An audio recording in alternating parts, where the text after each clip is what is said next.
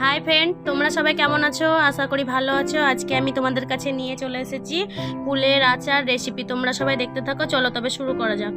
দেখো, প্রথমে আমি কুলগুলো ভালো করে পরিষ্কার করে ধুয়ে বোটা ছাড়িয়ে ফুটো করে নিয়েছি, যাতে গুড় মশলা সবগুলো কুলের ভেতরে ঢুকে। তাই দেখো, মশলা ভেজে নিচ্ছি।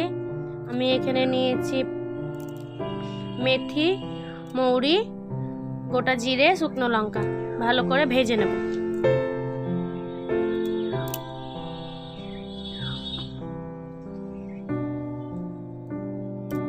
ভাজা হয়ে গেছে, শিলনোড়ায় ঢেলে নিলাম।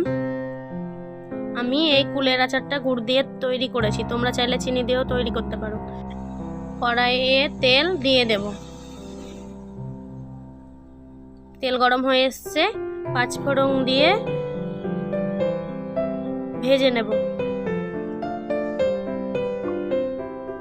কুল দিয়ে দেব, ভালো করে কষিয়ে নেব কুলগুলোকে।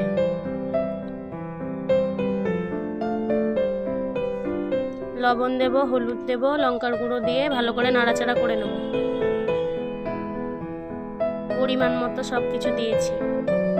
ততক্ষণে ভেজে রাখা মশলাগুলো বেটে নেব।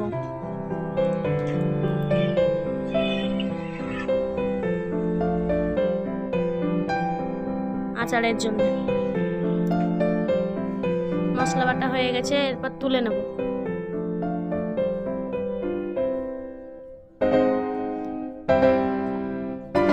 কষানো হয়ে গেছে, নামিয়ে নিয়েছি। এরপর কড়াইয়ে জল দিয়ে আমি আগে গুড়গুলোকে ভালো করে ভেঙে রেখেছিলাম, জলের মধ্যে দিয়ে দেব। নাড়াচাড়া করে গুড়গুলোকে গলিয়ে নেব। তোমরাও এরকমভাবে গলিয়ে নেবে। দেখো, গলানো হয়ে গেছে, ফুটে গেছে। এরকমভাবে আঠালো হয়ে আসবে, তখন কুলগুলো দিয়ে দেব।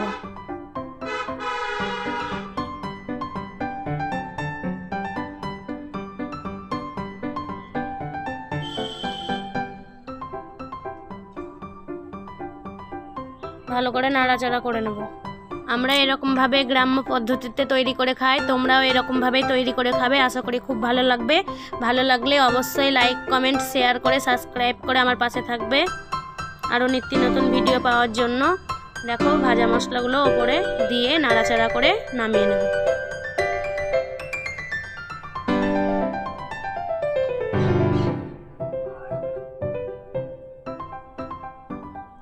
হয়ে এসছে, এরপর নামিয়ে নেব।